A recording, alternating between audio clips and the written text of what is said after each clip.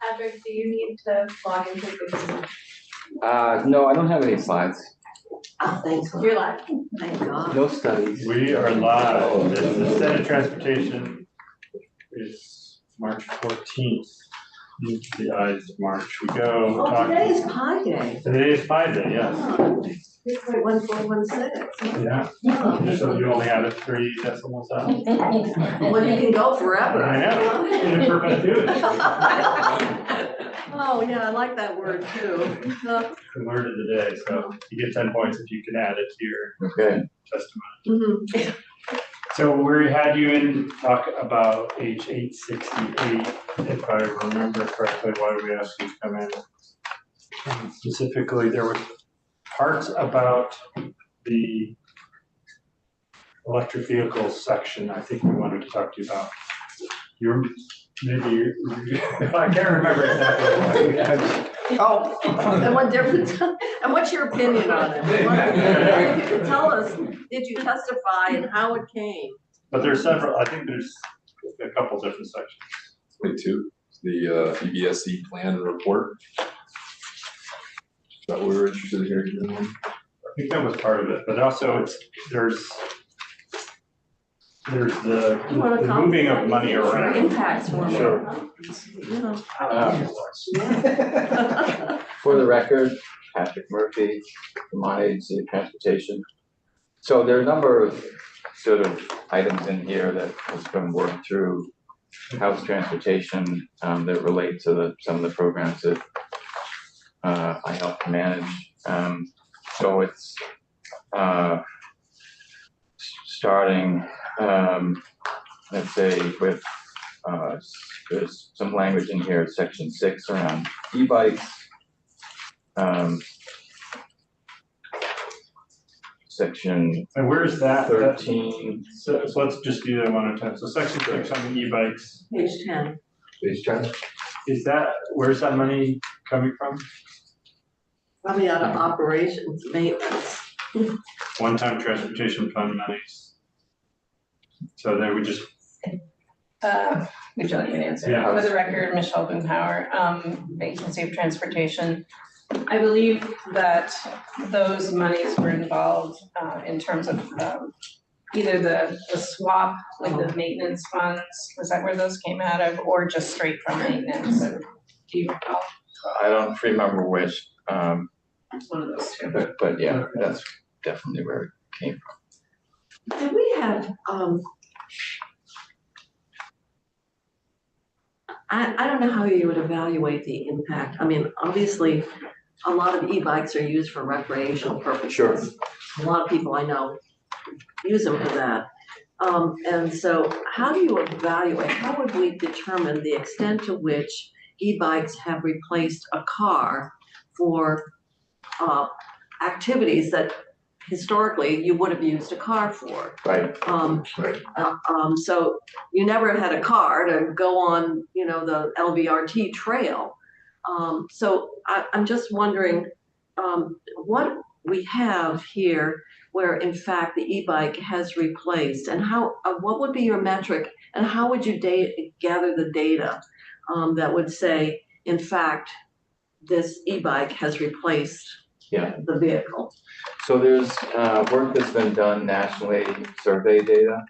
Are we doing any? And we do it with all of our program recipients. So you can tell me then. So just to qualify that though, it's not as if we're placing a GPS on No, I understand that. their e-bike and understanding exact amounts. It's all self-reported information. So how much do you estimate that your e-bike reduced your miles traveled in a car? And then we gather the data. Is that in a report, Patrick? Yes. So on page 130, I don't know. probably in the incentive report. Yes, yeah. It's in the incentive report? Yeah.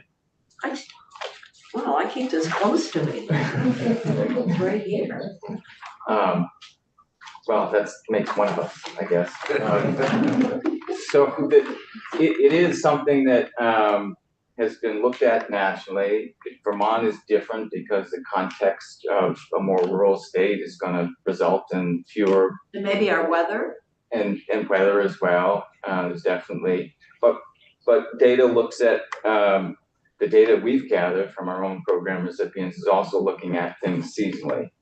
So not just kind of taking 1 week or 1 month as a snapshot and applying it broadly to the year, but looking at things in the 4 or 5 seasons that we have or have had.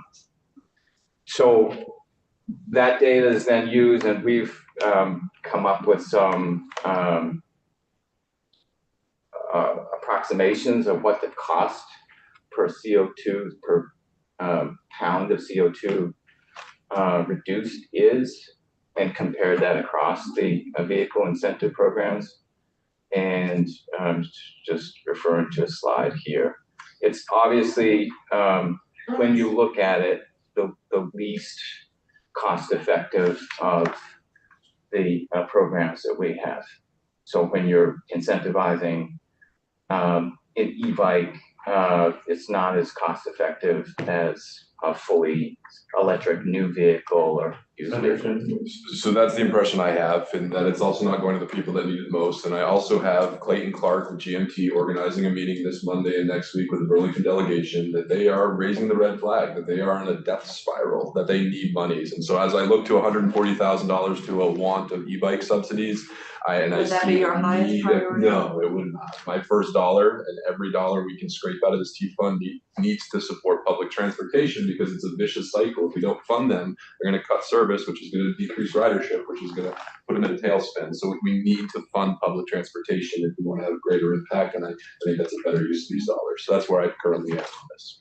Okay. So And that's why I was asking what is, and I haven't gone, I found it here, I guess page 70 in that section, but.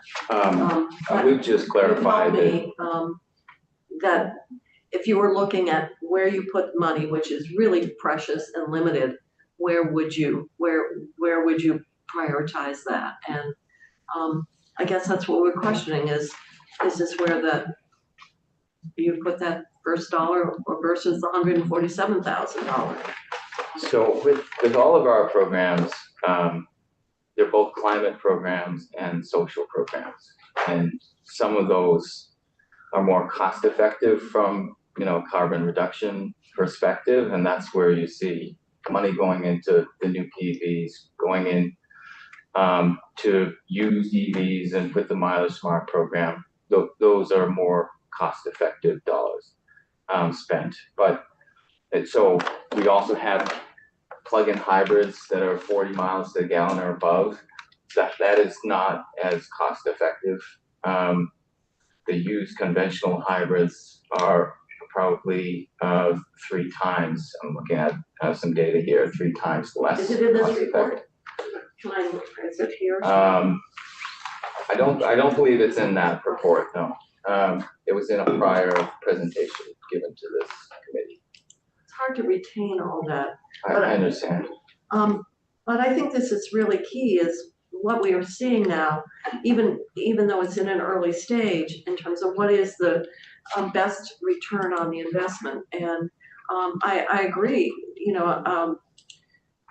public transit has tended to be used by lower income people. They don't have the cars. I mean, I'm back to my Robert Moses book. I mean, he was building highways for cars and increasing fees on public transit. So the lower income people that relied on public transit were funding in the construction of highways and, destroying neighborhoods and stuff. So this helps us if we're going to rearrange money or set priorities, that kind of data, looking at it, Yeah. is helpful. And certainly what Senator Chittin is talking about is really important, and that is how does it stack up against public transit? So when we came back to the committee last year, we had a lot of data from the first round of e-bikes. And that's when there wasn't a recommendation in the governor's budget to continue the program.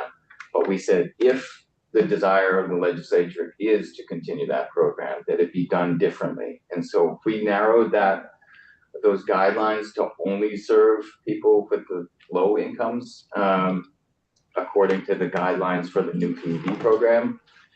And we restricted the bikes in different ways to local shops so that Yeah, I know. there's more of an impact here locally. Again, this year, there's no recommendation in the governor's budget for e-bikes, but it is something that we found has been more cost effective in the past year because it was going to households with lower incomes who were more reliant upon other means of travel. You don't know how much money's left in the, 35,000. And then I would also add that we, in our state application to the climate pollution reduction grant, which is due in April, it's being led by the Agency of Natural Resources, but there'll be monies that are sub-granted to the various agencies. There is a request in there for e-bikes that is, I believe, exceeds $2 million. And there's the total request for incentive programs generally is about $30 million. And public transit part of that, would they benefit from that grant? That public transit has a number of different pots of funding. So that wouldn't- So it wouldn't apply to that program, but it is something that we would find out in July whether we've been awarded. And then by October 1st, there's a potential to actually begin adding new money to the programs. and I'll go to Senator Ingles, in the change in the section on the fleet program, there's a change to increase the cargo bike price. Yes. Has anybody gotten a bike incentive in the fleet program? There's been two, the vast majority have been fully electric vehicles. So there's, I think, been 27 vehicles awarded so far. 25 of those have been all electric vehicles, Okay. and then there have been 2 e-bikes. But the and- money from that comes from the electrify the fleet. That's right, there's a 500,000 that was set aside for that last And there's- year. It's just How in much is session left in law. that? So it's, we've got about like 340,000 or so. 340 left out of the 500? So when you were saying bringing up the money just barely, nobody says no to money, I get that. But when you're saying no to the money, you're talking about $2 million more going into e-bikes. Potentially, if we So, were successful in the being- grant. On the same mindset as Senator Chittenden, would that $2 million make you whole? I mean, would it go above and beyond any monies that you've already been requested? How so? Would that fully fund the e-bike programs as the incentives that you're looking to push out? And not only just push out, that you could push out, I mean, would that $2 million that you're hopefully gonna get, would you be able to run the effective program the way that you wanted to, without having to us put this money forward so we could use it elsewhere? I mean, absolutely. So this isn't a request of. I get that, I'm being respectful to you. Yeah, no, but But if you the, got the grant, is what you're but, saying. so historically, for all the past several years, it's been 255,000 put into e-bikes. So it's a, So that could potentially fund you for a few years. that would be the expectation. So, but I have a concern here. This is taking money out of an ongoing base. Not a one-time, out of an ongoing. And my concern is if we were to put it to public transit, then we're trying to increase the public transit base, which means inherent in this that it wouldn't be a one-time going to the maintenance budget. It would lower the maintenance budget because, which it means that their base appropriation is being reduced concurrently, as opposed to a one-time, which is what this is a one-time grab of that base money. So I think we gotta be careful when we're thinking about how we appropriate money, that we are not somehow on a permanent basis reducing that funding that's available for that basic function, of support of our infrastructure. I'm very sympathetic to public transit and that downward spiral. And then you're gonna have the very situation that we've got, and that is everybody will step in and try to compensate for it and then create new programs, and then they will wanna have funding. So I do think we need to be conscious of that in setting priorities. I do feel though, here's where I'm at with it. I want to support, can't believe Ingles is saying this, but I want to support public transit in a way that, because I do see the benefits of it, and I do see where it benefits all of the state, and it's just pretty amazing what happens when you get somebody such as we are lucky to have in our area that runs a great program, and I see the benefits of where it's at.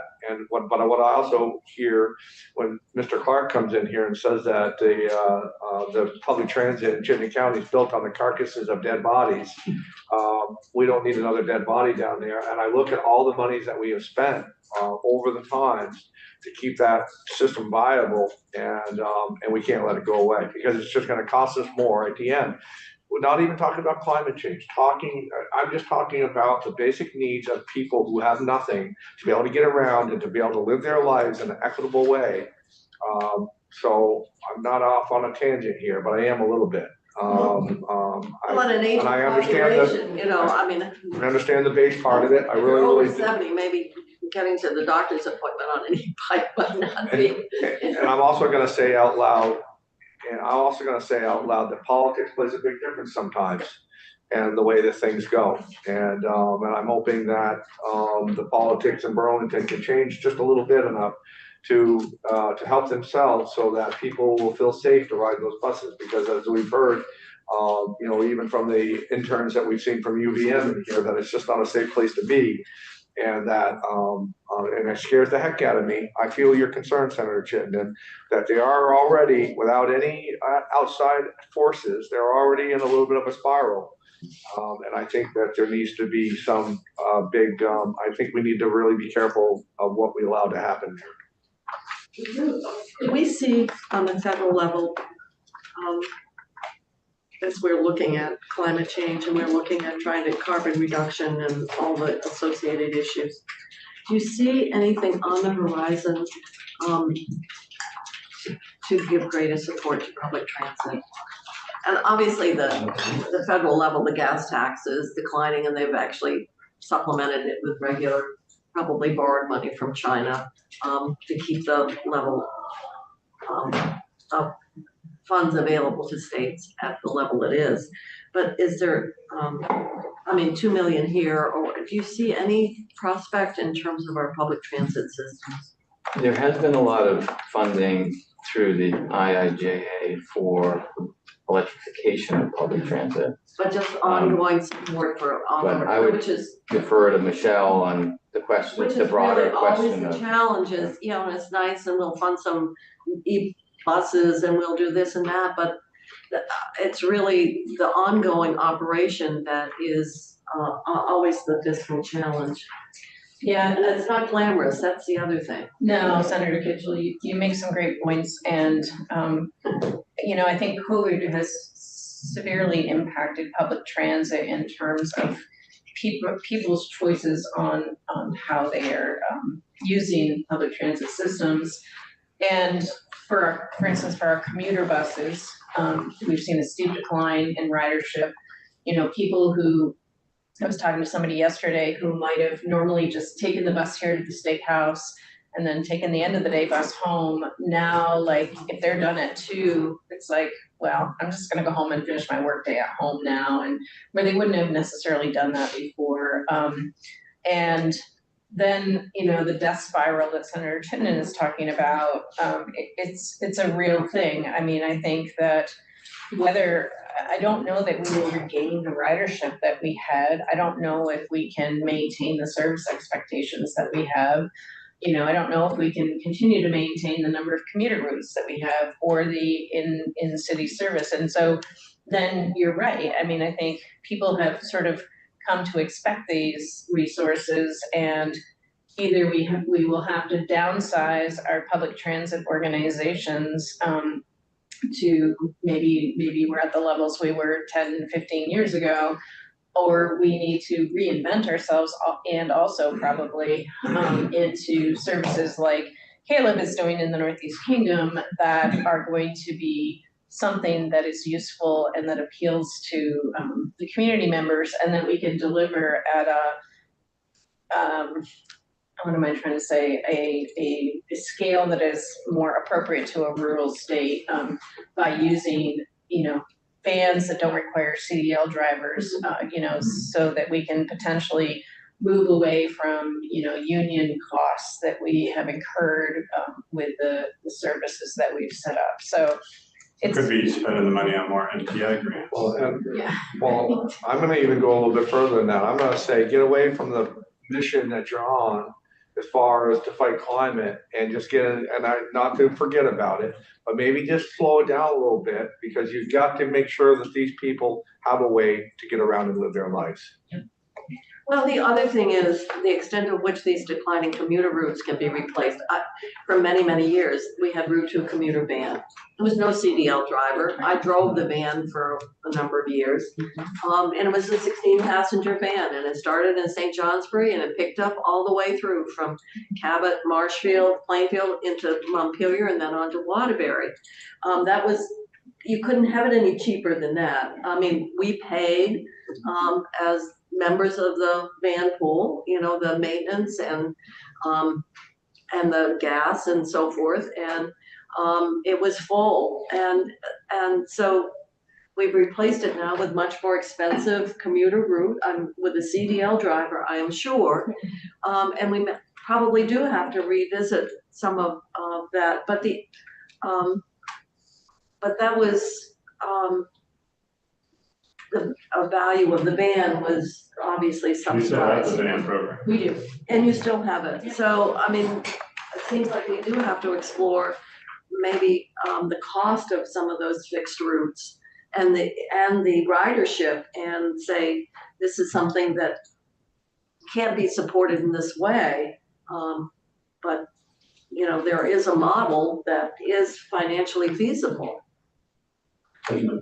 That's certainly work that the public transit section is doing, and our unit is I think, trying to support both climate goals and mobility goals. I don't think they have to be exclusive. They don't, and so, as an example, carbon reduction program funds are targeted for several electric Sprinter vans, and looking at different models of filling in gaps within the service territories. So, Was there I anything think else? probably we should move on to the Yeah, what next else? section if we. What section did you? So the next section I think you were interested in was section 14, the vehicle incentive programs. There's some flexibility to allow the agency to waive or modify some of the program requirements during a declared emergency. We used Right, last year the flexibility that you all gave us. right. We talked about making this retroactive. So I don't think there's a need to make it retroactive. We didn't implement any program guidelines that went outside of what was allowed by statute. And the window that we had for 6-month window for folks to be able to apply for an additional incentive if their vehicle was impacted by the floods, that has since closed. So there's no need to kind of. Well, did you have the authority to make those changes to the program? Yes, yeah. So as long as you had the authority. So are you suggesting we don't need section 14? What I'm suggesting is just that there's no need for retroactivity. But we were hoping to have a little bit more flexibility in the example that there was a vehicle that had not been recently inspected, or a vehicle that was maybe fewer years old than what is required by statute, that in those examples, we could waive some requirements in order to get some support to folks who experience some kind of incident to their vehicle that was related to a specific emergency, whether it was a flood, Did you guys a suggest this wildfire, or language to the something. House? Did you suggest this language to the House? Yes, yeah. Do we not, I don't know if we, this is more for an attorney. I would think inherent in giving you the authorization to waive or modify, we are actually notwithstanding those sections. I'm just thinking that, that why do you notwithstand those sections? Specifically, usually notwithstanding means they don't apply. But what we're saying is we're giving you a ability to waive, and therefore you're not bound by them. I just don't know as if you need notwithstanding when we're giving you authorization for a waiver or modification. Yeah, so this is in a very limited circumstance. Like, I don't have the language in front No, of me. this is more legal. Yeah. Do you need notwithstanding language along with, it seems to me that giving you the authorization to waive or modify allows you. It automatically now. Yeah, it's inherent in, so I don't think you need, I'm questioning whether you need both, is really what I'm saying. And that's more a drafting and statutory issue. Okay. But you understand, Yeah. obviously, Andy, what I'm saying.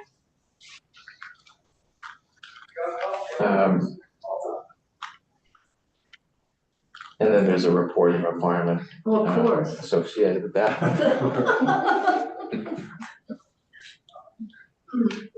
likely in perpetuity. Oh, I got his 10 points. Yeah.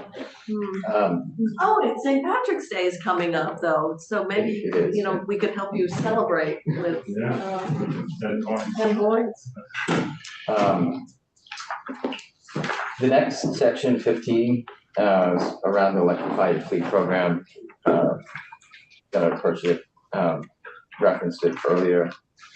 So it's just, we had some feedback from folks who were would-be applicants for the program that looked at, you know, there's an allowance for snowmobiles and other electric bikes as well. And so there was a desire to also see whether or not ATVs and the utility terrain vehicles as well. Is this all one-time money? It's all one-time money. So Because we're I would looking have a at hard it, time putting some of this ahead of some of This the is money we other. already put in.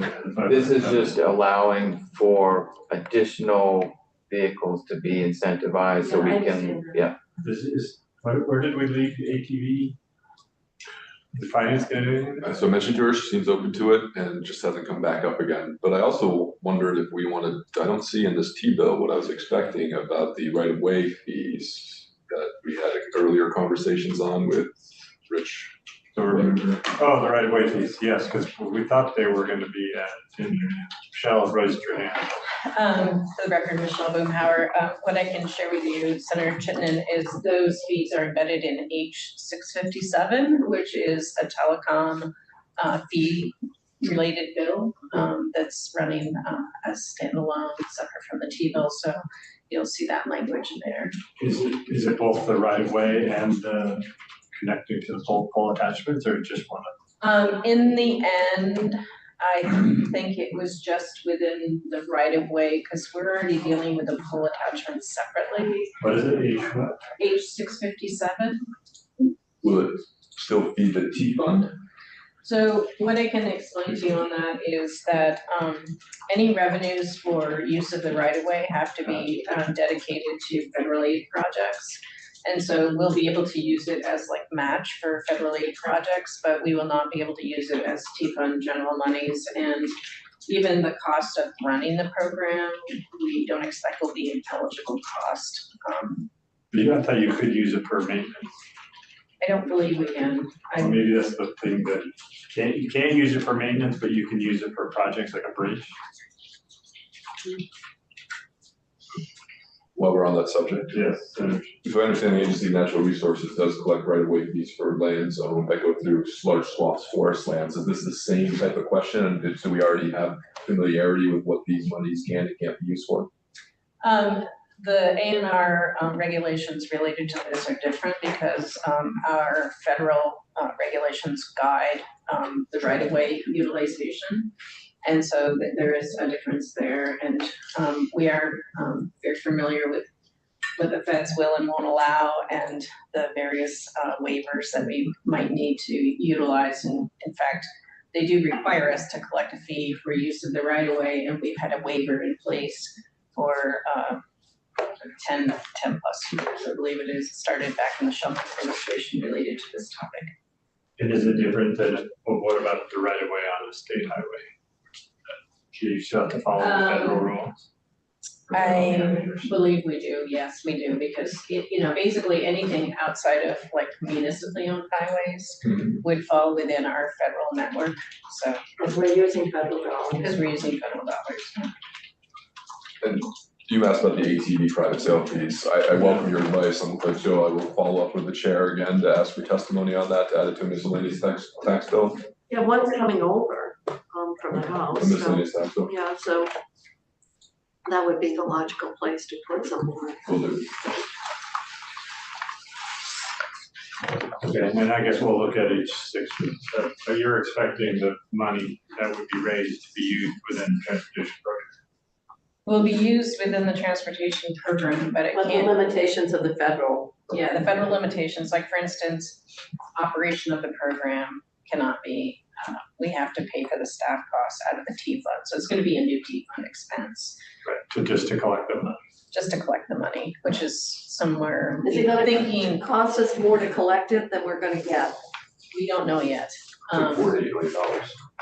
No, about $1 million, maybe. The thing of it is, The collection is $1 million or the? How much? they would revenues, collect. well, Yeah. the collection, I don't know. I mean, the revenues, the collection of revenue will be about $1 million, is what we're thinking, just on sort of back of the envelope. There's a lot of exemptions in this bill for different kinds of providers, like the CUDs and that sort of thing. And so it's kind of down to the only entities that will have to pay the fee will be electric utilities and consolidated communications, because also the what am I trying to say, like the Comcasts and stuff have all been, I believe, that they've been exempted. So. Federally exempted or in the bill? No, in the bill, I think. And so, so there's a lot of variables that are unknown in terms of what will actually be happening. And talking to the consolidated representative yesterday, the staff of consolidated estimate that about 95% of their lines are on wires and on poles, I should say on poles. And so, it may not be a lot of revenue from as much revenue as we might have hoped for. Good.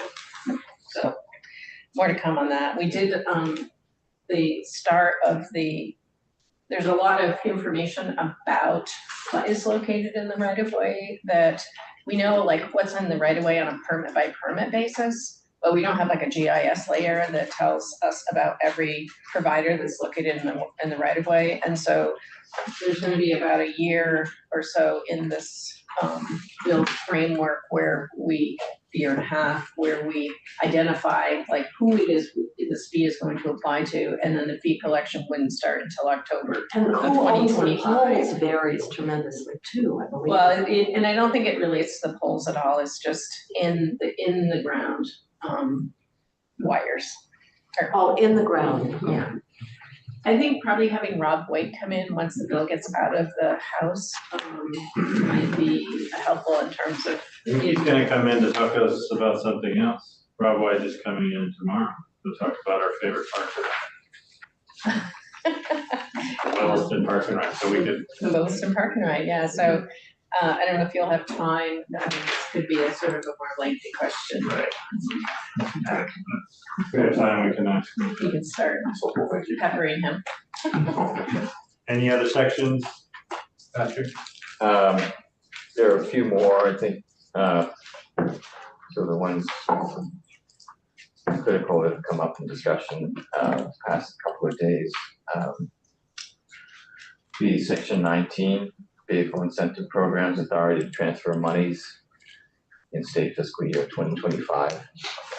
This is allowing the agency to transfer up to 50% of a program if that program has less than 500,000 available. Did you guys suggest this language?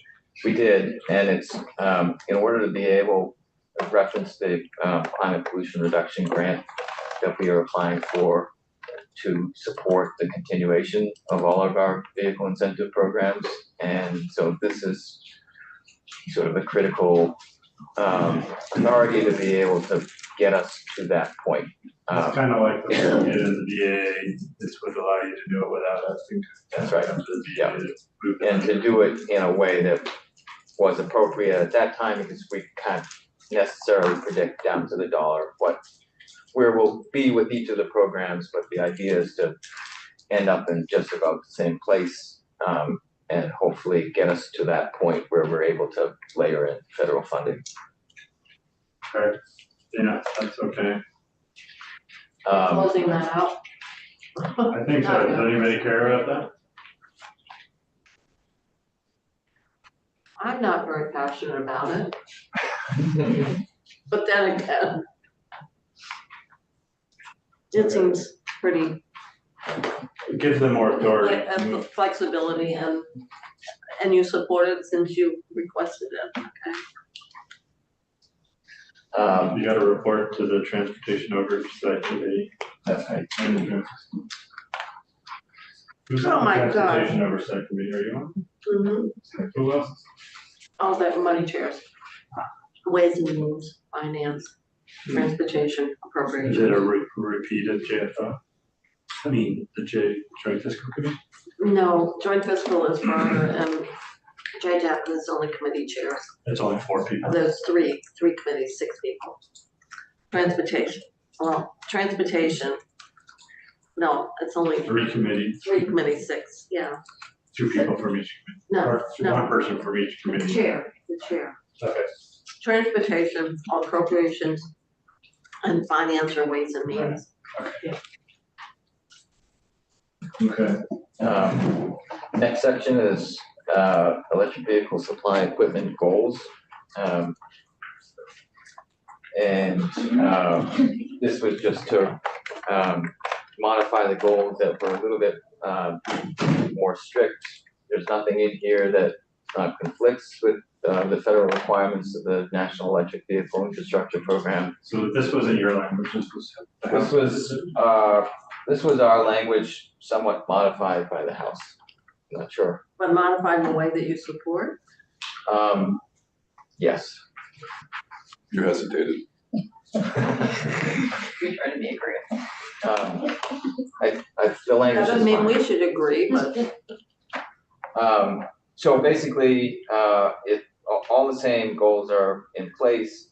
The main changes is it allows for driving mile distance from the corridors to be extended to 3 miles. We've just found that in various sites it wouldn't work to have it within a mile. did you get exemption from the feds to do that for the NEVI? This is really state goals, so this applies to federal funds that might not require us to locate within a mile. We did ask for an exception for one of the locations that was in Randolph, and we're not granted it. You weren't? No. It Where was in exit 5 are you gonna? 3/10 of a mile too far. Where in exit 5 are you gonna put one? So that was exit 4. Yes, Randolph is exit 4, but exit 5 didn't really, there's a AOT maintenance shed. that's exit 5. That was the Williamstown, maybe. Oh, okay. There's really nothing there. I never know the numbers. I just go by water. Hey, whatever happened to changing the exits to the miles? That's down underneath. But is that because we are gonna change from mile number? We could bring Senator Ash back as a favorite topic. Maybe he's listening. Yeah, We're gonna let you know about that in the 10-K report. if you change the signs. I thought the Fed said we were required to change the exit. We are required, and this has been our interim solution, but along with a couple of other states, so It doesn't matter to me, I never remember the numbers. I only remember the name of the town that you get off in, you know? Because if you have to have it next to some kind of services, right, that's a NEVI requirement, right? That you have to have lights and. It is, yeah, so that's a program requirement, and obviously it's not easily sort of enforced, but that's the language that's in here, just recognizing that it should be You need to get a located not. different surveyor, you know, like a different accountant, you know, that could shave off a little, 3/10 of a mile. Well, we did that plane coordinate system. Yeah. It's all exact. But my only concern with this language was that it was different than the federal requirements. And that's- Like, we're not meeting the goal, we're meeting a state goal, but we're not gonna get meeting the federal requirement or vice versa. And that's because there's just different pots of funding that we can use to locate charging where it's needed. So it's not gonna be a problem. No, it won't conflict with anything. Okay. See, that money's fungible, so you use the money that doesn't have to be subject to those requirements. Was it your language to talk about a rollable distance? That was state committee's language, What? State committee the House Transportation. or House Transportation? Rollable? Yeah. Yes. On line 4 and page 32. I think that What, Walkable and rollable distance. what is rollable? so that someone in a wheelchair would be able to Oh, access that is as that well. the term you use? Rollable? That's the term they used. Did they mean, I thought they meant bicycles or like rollerblades. It could be rollerblades. I think unless you're really slow on a bicycle, it wouldn't necessarily be equivalent to a walkable distance, but so I think the intent was to be inclusive in Okay. the language. Well, you know, at the expense of being inclusive, but when you don't know what it means, I don't know, is that the standard definition within? I would assume that if you're trying to do ADA, there would be another term. Yeah, I would think so. Because it could be rollable, but it's not on the shoulder, like trying to ride your wheelchair on the side of the highway is not. It's not safe. Yeah. I would think so. So yeah, what does it mean? Is it used anywhere else in statute? He didn't propose it. I think we need to ask I our don't know attorney. that it's used elsewhere in statute, but I thought they were trying to say like that there was, Mr. Chair, yes, oh, good, we have, My understanding. you have to say your name. My name is Harry Shukat. Anybody? I do not in this case represent myself. My understanding is the EDA, when they talk about wheelchairs, they usually just use the term wheelchair accessible. Right, thank you. so we should maybe change it to wheelchair accessible if that's the goal. Yeah, Because I assume ADA applies. yes, that is a requirement. mhm. That's what we have worked on in our projects. You could also say ADA compliant. Accessibility. That's a much more complicated question. I don't think I'm gonna answer that. Okay, we'll ask Donna about rollable distance. And like, even if it's like wheelchair accessible, what's a wheelchair accessible distance? Like gravel versus pavement, see if there's any steps. But it's Well, I defined, assume they meant amenities, like restaurants. ramp. Inclines, it's a hill. I think there's degrees of wheelchair accessibility. Okay, that gives us Yeah. something to talk about. like we need more. Yes. Patrick, any other sections? So, next section 21 is just the goals and map. It repeals the prior language around that. Section 22 is a favorite topic of this committee, another plan and report. that includes, other aspects, additional, reporting requirements. This isn't your language, or is it? Section This came from, 23. this came from the House Transportation. Okay, you didn't propose this language, the agency did not.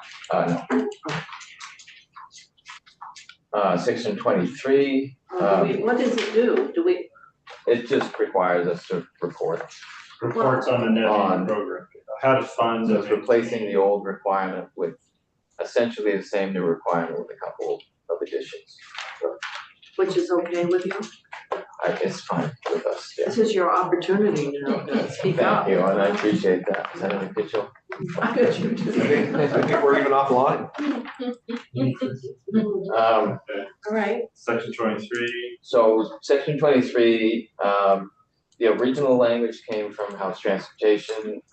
I think there was a desire to understand what the barriers are to, EV charging deployment, but also what are the regulatory, what is the regulatory environment for it? We suggested some language changes, and I think, it's not necessarily something that needs to be done, but we're open to the committee's desire there. well, we're gonna ask yeah. Ag to come in, because this is, kind of has Ag in the lead of this. Well, because Yeah, they have the so- jurisdiction over, the regulation, I guess. This is a weights and measures program. Last year, you gave them some funding to purchase The equipment. testing yeah. equipment. Once NIST Um, issued their standards. It issued their standards, so by reference, they're sort of in effect as of January 1st. But there still needs to be a lot of work done for the regulatory program to be implemented. And so this language here was getting at there being a need for the agency to work with the interagency work group on EV charging, which includes Public Service Department, Buildings and General Services, Agency of Natural Resources, Agency of Commerce, Community Development, and our agency to just make sure that the impact to our programs is in line with our climate goals and with what we're trying to do.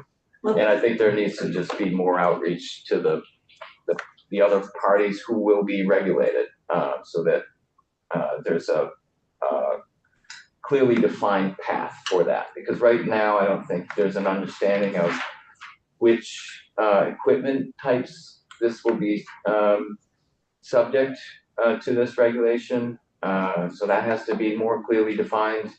There are some other things that need to happen, I think, before a full-scale deployment or implementation of this weights and measures regulation happens. When does that report? November 15th, 2020. So, Just a second, Ms. Cannell, is on your radar asking the Agency of Ag to come in and testify on section 23? they're coming on Tuesday at 10:00. Thank you. Ms. Cannell. So we, since this language emerged, we've been having conversations with the Agency of Ag to find maybe perhaps an out of session law process to achieve the outcomes and maybe avoid the report writing Okay. that might be required for this. And so when Mark Pocket comes in next week with his team, they'll be talking about that, and we'll be looking to have more of a kickoff meeting to figure out how we're gonna get to these objectives as we move forward. Because they do seem like objectives that we need to have, that we need to. Agreed. meet, right? Absolutely. I think one of the key things here is that, we are competing against every state in the nation and internationally in terms of our Canadian partners, for people who will come here and develop electric vehicle charging stations. Because it's still a nascent industry. And so anything we can do to support those businesses and help them understand what the environment is in Vermont and feel welcome. It will be well received.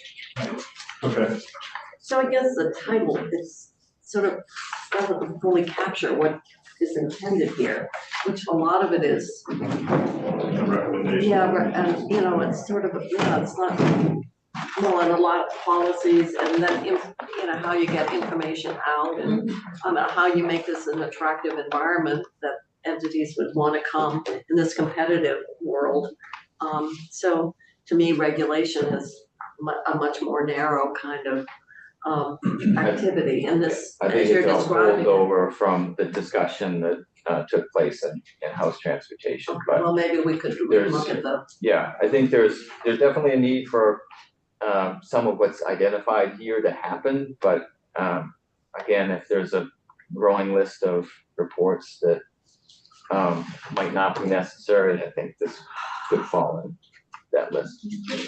Okay, so you don't need to talk to us about section 24, we already talked about that. Yeah. I don't think section 25. we care about. I think that, yeah, For what you were gonna tell us about. yes, We're gonna change the NCI grant details to give you more flexibility. Instead of saying it has to be May to September. But we were just gonna say 4 months. I had a number 4 here, I was like, why did I write that? so we're having Representative Coffee come in at 11:30. Yeah, so prepare your questions. What's that? No, that's tomorrow. Nope, Was that today? Oh, because we changed, I'm looking at an old, I'm looking at, I think it's Thursday. right, that's the, but, and then are we just still doing the road usage fee? Says at 11. at 11, yeah. Okay, I just didn't have the 11:30. That's when- Okay, well, we can take a break unless you have something else. No, I've already got your in perpetuity comment in, so we can declare victory on that. Donna Russo got back about perpetuity. Did you see that email? Yeah. You want to tell us what it is? Yeah, she basically says that we don't use perpetuity anywhere else, so she definitely supports us changing it. She gave us other examples, and they a lot of times said not less than 3 years, not less than 4 years, so it gives options. Yeah, Okay. You want to write back towards, say, prepare a committee amendment? well, I can't do it at committee. We're Or going any to other- we'll have to do it. A list of, okay, so we can adjourn